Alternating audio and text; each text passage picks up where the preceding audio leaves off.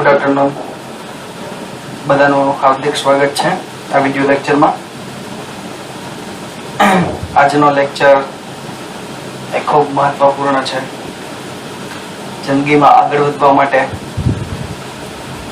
જે મહત્વપૂર્ણ વાત એ એટલે મેથેમેટિક્સ, બરાબર, ગણિત આવડવું જ જોઈએ એવો ખાસ આગ્રહ સાથે આજના લેક્ચરની શરૂઆત કરવા જઈ રહ્યા છીએ. ત્યારે આપણે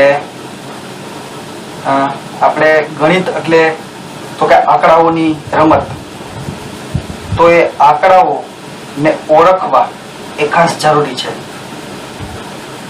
આંકડાઓ તમે જોતા હશો, ઘણા બધા પ્રકારના તમે આંકડાઓ, બરાબર, સિંગલ એક જ અંક વાળો તમે એક આંકડો જોયો હશે, ડબલ અંક 2 અંક હોય તેવો કોઈ આંકડો હોય, બરાબર, 3 થી લઈ કરોડો અબજો સુધીના આંકડાઓ એ તમે જોતા હો.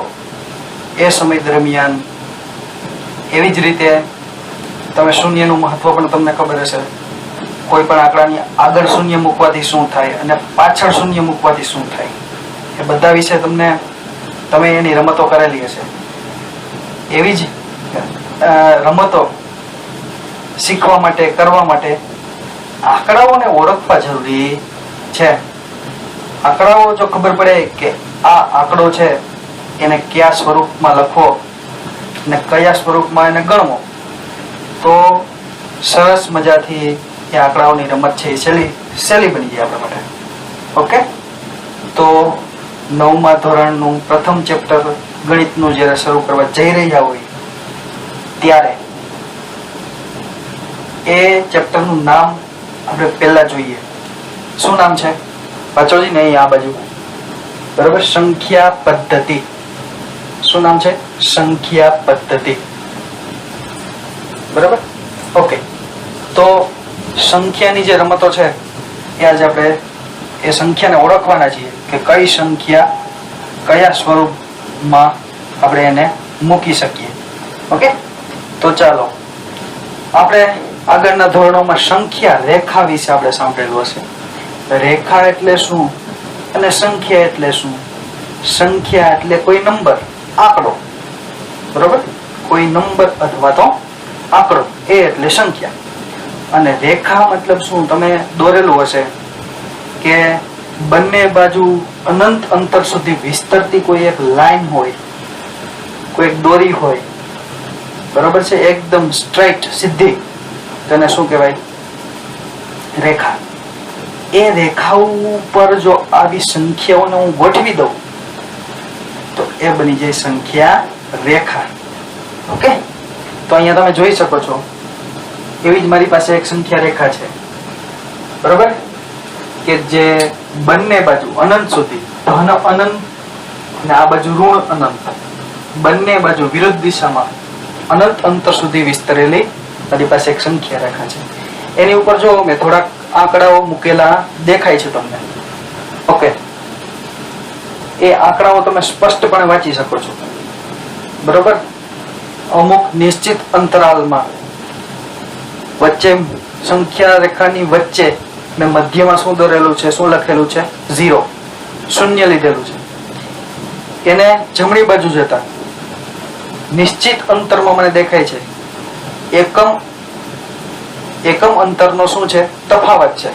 એકમ સંખ્યાનો શું છે? તફાવત છે. 1, પછી 2, પછી 3.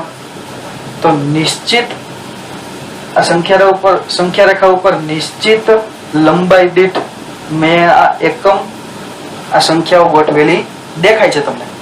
ઓકે, એવી રીતે ડાબી બાજુ જુઓ, સેમ જે સંખ્યાઓ સામે દેખાય છે જમણી બાજુ તેવી જ છે, પણ આગળ એક નિશાની છે બાદબાકીની, ઋણ નિશાની છે.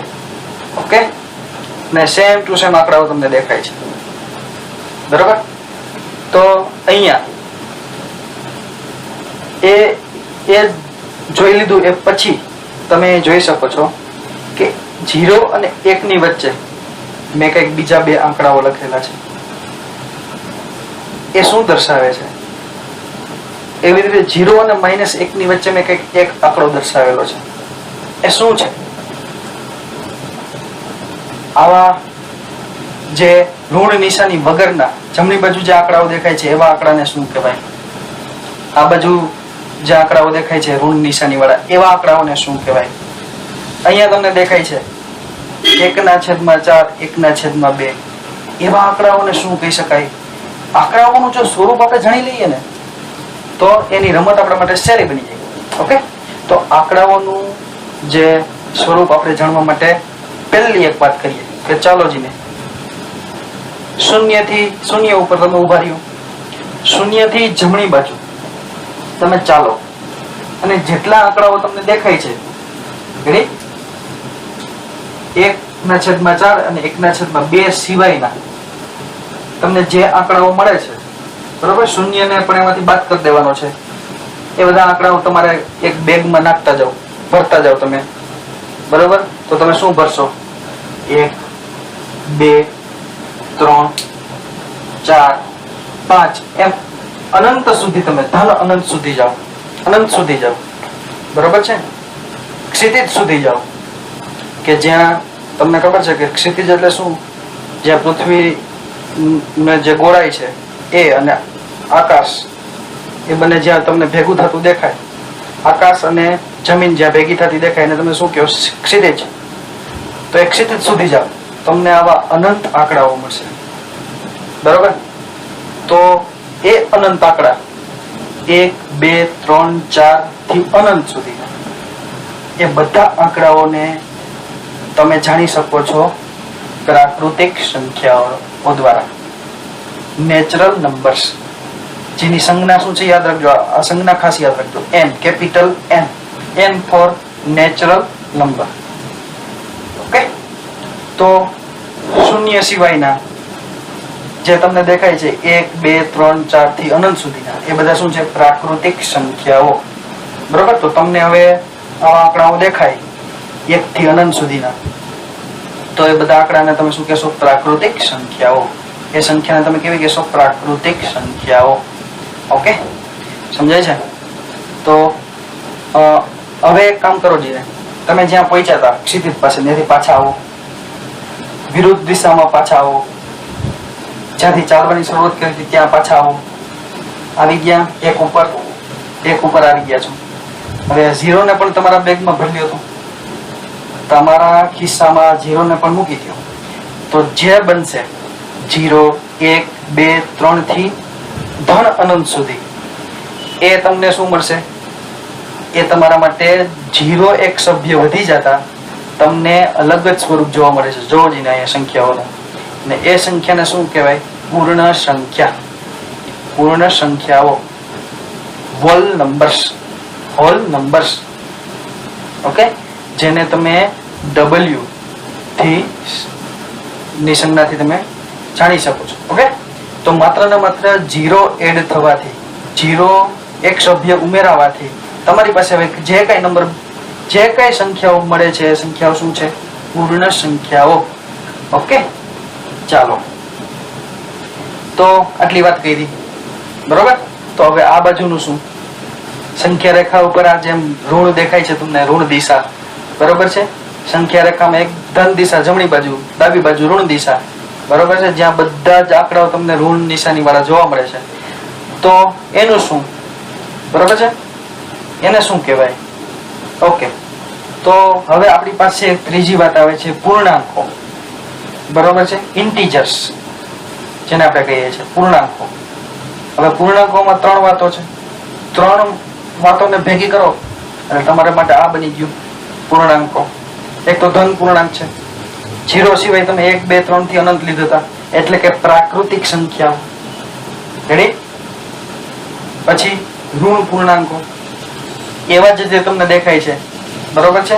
પ્રાકૃતિક સંખ્યાના વિરોધીઓ, એના દુશ્મન, બરોબર છે, જેને કહેવાય ઋણ 1, ઋણ 2, ઋણ 3, ઋણ 4 થી ઋણ અનંત સુધી, બરોબર છે. જે ડાબી બાજુ તમને દેખાય છે ઋણ દિશામાં, તો એ બધા શું છે? ઋણ પૂર્ણાંકો. એને તમે પ્રાકૃતિક સંખ્યાના એમાં ગણતરીમાં લેશો ને એના વિરોધીઓ છે, બરોબર છે. એટલે તમે એને ક્યાં નાખ્યું છે? અહીંયા પૂર્ણાંકો પાસે. એ બધાની ગણતરી તમે ક્યાં મૂકેલી છે? પૂર્ણાંકોમાં. ઓકે, તો ધન પૂર્ણાંક, ઋણ પૂર્ણાંક અને શૂન્ય, આ બધા સભ્યો જો ભેગા થઈ જાય તો એને શું કહેવાય? પૂર્ણાંકો z. બરોબર, z કેમ લખ્યું છે અહીંયા? તો ઇન્ટીજર્સ નો આય આવવો જોઈએ. z શા માટે? તો કે જર્મન શબ્દ છે, અહીંયા લખેલો છે. બરોબર છે, જાહલેન એનો અર્થ થાય છે સંખ્યા. બરોબર, જર્મન શબ્દ છે એટલે એના માટે આપણે શું એની યાદમાં આપેલું છે z. ઓકે, તો n માં શું આવે, w માં શું આવે ને z માં શું આવે એ તમને હવે ખ્યાલ આવી ગયો હશે. બરોબર છે, હવે આગળ વધીએ. હવે તમને એવું લાગે છે કે એક સંખ્યા રેખા ઉપર બાકી રહી ગઈ હોય? હા, તો અહીંયા તમને દેખાય છે આ એકના છેદમાં અંશ અને છેદ વાળી જે રચનાઓ છે, જે સંખ્યાઓ છે, સોરી, એ બધી સંખ્યાઓ એ તો તમે સાહેબ તમે તો વાત જ ન કરી, તમે બધા એમ કહેશો. બરોબર, તો અહીંયા આપણે એની વાત કરવાના છીએ કે હજી ભાઈ સંખ્યા રેખામાં કંઈક બાકી છે, જેનું સ્વરૂપ કેવું છે, અંશના છેદમાં કંઈક છે. બરોબર છે, ઓકે, તો એને આપણે શું કહેશું? અહીંયા તમે જોવો જ ને, એમાં ધન પણ હોઈ શકે અને ઋણ પણ હોઈ શકે. ઓકે છે, તો જો ઋણ ની અંદર જોવો જ ને -2005 ના છેદમાં 2006. બરાબર છે, પછી -1 ના છેદમાં 5, 0 એમાં છે નહીં, 1 ના છેદમાં 2, 1 ના છેદમાં 4. બરોબર છે, સ્વરૂપ કેવું છે એનું? p/q જેવું. p એ શું છે? પૂર્ણાંક. બરોબર છે, અને q છે ને શૂન્યેતર હોવો જોઈએ. શૂન્યેતર એટલે શું? શૂન્ય સિવાયનો હોવો જોઈએ. q છે એ પૂર્ણાંક હોવો જોઈએ. આની શરત શું છે? બરોબર છે, તો આવું સ્વરૂપ તમને દેખાય તો તમે શું કહેશો? સમમેય સંખ્યાઓ. કેવી સંખ્યા? સમમેય સંખ્યાઓ, રેશનલ નંબર્સ. રેશનલ એટલે જોવું જોઈએ બે શબ્દ છે, રેશિયો પ્લસ નલ. તો રેશિયો મતલબ શું થાય? અંશના ભાગાકારમાં કઈ હોવું જોઈએ. સમજાય છે? p/q જેનું સ્વરૂપ હોય એને જ કહેવાય રેશિયો. બરોબર છે, તો એ જ તમે જોઈ શકો છો. અહીંયા બધા જ જે તમને સંખ્યાઓ દેખાય છે બધી કેવી છે? p/q સ્વરૂપની છે. એમાં q છે એ તમે જોઈ શકો છો. 5 છે એ શૂન્ય નથી ને, 2 છે એ શૂન્ય નથી. કેમ? શૂન્ય લઈ તો શું થાય? તમને ખબર છે કે કોઈ પણ ના છેદમાં તમે શૂન્ય લ્યો ને તો આનો જવાબ શું થઈ જાય? ઇન્ફિનિટિવ, એટલે કે અનંત. સમજાય છે? જો સંખ્યા ઉપરનો ધન પૂર્ણાંક હોય, બરોબર છે, તો ધન અનંત થઈ જાય, અને ઉપરનો જો ઋણ પૂર્ણાંક હોય તો ઋણ અનંત થઈ જશે. બરોબર, એટલે અહીંયા એટલું સિમ્પલ તમને દેખાય છે. બરોબર, કે q કેવો હોવો જોઈએ? શૂન્યેતર, શૂન્ય સિવાયનો હોવો જોઈએ. ઓકે, તો રેશનલ નંબર એટલે કે સમમેય સંખ્યા, એની સંજ્ઞા q છે. q for questions. બરોબર છે, ઓકે. તો અહીંયા ખાસ નોંધે લેવાની કે સમમેય સંખ્યાઓમાં n આવે એટલે કે પ્રાકૃતિક સંખ્યાઓ પણ આવે, w આવે એટલે કે હોલ નંબર્સ પૂર્ણ સંખ્યાઓ પણ આવે, અને z એટલે કે પૂર્ણાંકો પણ સમમેય સંખ્યામાં સમાવેશ થાય છે. તો એમ કહી શકાય કે પ્રાકૃતિક સંખ્યાઓ, પૂર્ણ સંખ્યાઓ અને પૂર્ણાંકો એ બધી જ કેવી સંખ્યાઓ છે? સમમેય સંખ્યાઓ. કેમ? ઉદાહરણ જોવો જ ને, નીચે p બરાબર તમે -25 લ્યો અને q બરાબર 1 લ્યો, તો p/q નું સ્વરૂપ થયું કે નહીં?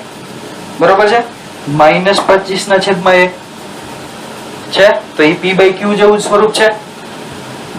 અને આ ઉપર કેવો છે? ઋણ પૂર્ણાંક. બરોબર, નીચે 1 છે એ કેવો છે? શૂન્યેતર છે, એટલે કે શૂન્ય સિવાયનો છે. 1 છે એ શૂન્ય કહેવાય નહીં, તો જવાબ શું આવે? -25. -25 તો શું છે? ઋણ પૂર્ણાંક છે. પૂર્ણાંક ની અંદર એની ગણતરી થાય છે, પણ એના છેદમાં તમે 1 કાંઈ ન હોય તો શું લખી શકો? 1 નહીં, એ તમારું શું બની જાય? સમમેય સંખ્યા. તો અહીંયા પ્રાકૃતિક, પૂર્ણ અને પૂર્ણાંક આ બધી સંખ્યાઓને કેવી સંખ્યા કહેવાય છે? સમમેય સંખ્યાઓ. બરોબર છે, ઓકે. તો આ ઉદાહરણ તમે ખાસ ધ્યાનમાં રાખજો. બરોબર, તો બરોબર અહીંયા સુધી છે, હજી આગળ કરીએ. બરોબર છે.